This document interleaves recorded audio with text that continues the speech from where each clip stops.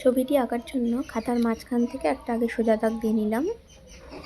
পাহাড়ি অঞ্চলের ঝাউ বা পাইন গাছের মতো এভাবে গাছগুলো করে নিতে হবে। ওপর থেকে নিচের দিকে আস্তে আস্তে বড় হবে।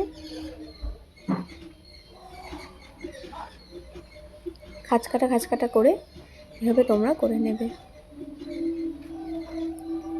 দূরে দিগন্তে থাকা কিছু গাছ দিয়ে নিলাম। এরপর দুটো পাহাড় করে নেব। একটার পাহাড়ের গা থেকে আর একটা করবে, যেন সেই পাহাড়টা একটু দূরে আছে। এরপর সূর্য করে নিলাম এবং নদীর জল করে নিলাম। এবার রং করছি। দেখো, সূর্যে প্রথমে হলুদ, তার উপর একটু লাল দিয়ে নিলাম। সূর্য থাকার জন্য সূর্যের চারপাশটা একটু হলুদ আভা থাকবে। কোনো বর্ডার করে দেবে না, হলুদটা যেমন তেমন দু সাইডে একটু দেবে।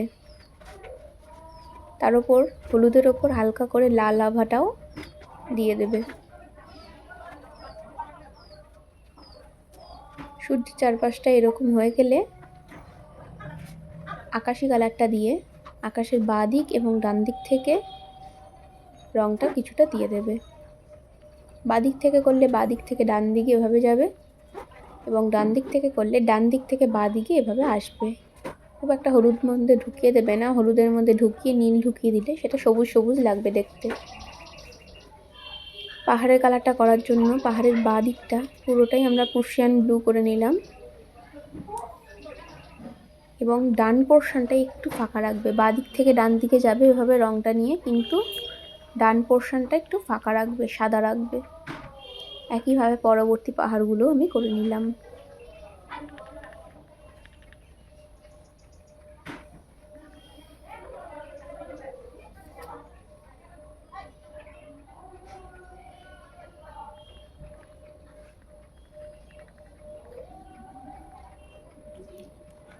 এরপর গাছটা করার জন্য গাছে আগে প্রথমে পুরোটা হলুদ দিয়ে নিলাম।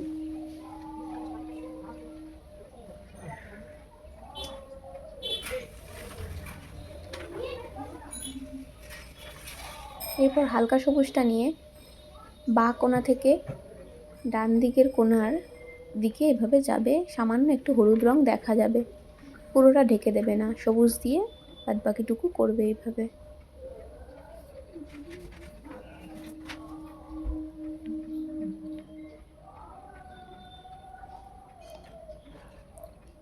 হালকা সবুজটা হয়ে গেলে ডিপ সবুজ দিয়ে একইভাবে দেবে, কিন্তু এরপর হালকা সবুজ আর হলুদ দুটোই দেখা যাবে, তার কম পর্যন্ত ডিপ সবুজ দিয়ে তোমরা দেবে।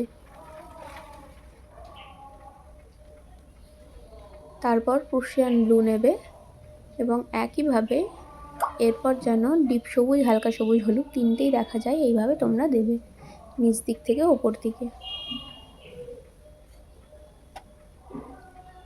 এই হয়ে গেল গাছটি। দূরের গাছটি ডিপ সবুজ দিয়ে নিলাম।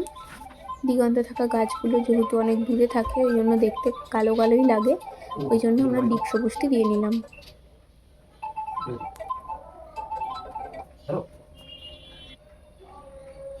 এরপর আকাশে যেহেতু সূর্য আছে, ওই জন্য সূর্যের ছায়াটা জলের ওপরেও খানিকটা পড়েছে, ওই জন্য জলের ওপরের দিকটা কিছুটা হলুদ দিয়ে নিলাম।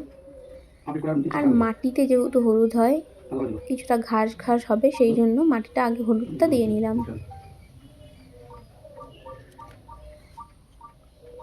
এরপর গাছটা যেখানে রয়েছে মাটিতে, সেই জায়গাটা পুরোটা হালকা সবুজটা বুলিয়ে দিলাম পুরো হলুদটার ওপরে।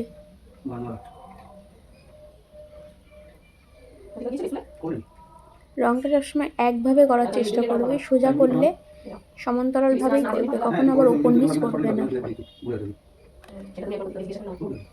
এরপর ডিপ সবুজটা নিয়ে বাঁ দিক থেকে ডান, ডান দিক থেকে বাঁ দিকে এভাবে আনবে, দেখতে ভালো লাগার জন্য। আর ডান দিকে, বাঁ দিক থেকে ডান দিকে এভাবে যাবে।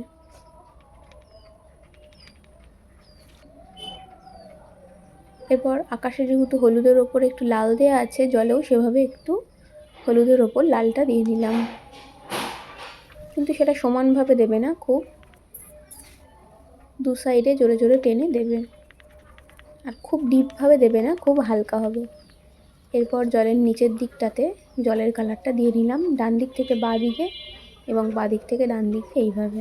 তারপর প্রুশিয়ান ব্লুটা দিয়েও হালকা করে যেই জায়গাটায় ডিপ হবে সেই জায়গাটায় ডিপ করে নিলাম, হালকাগুলো হালকা করে নিলাম। এভাবে জলের কালারটা করে নিতে হবে। এরপর গাছের কাণ্ডগুলো করে নিলাম।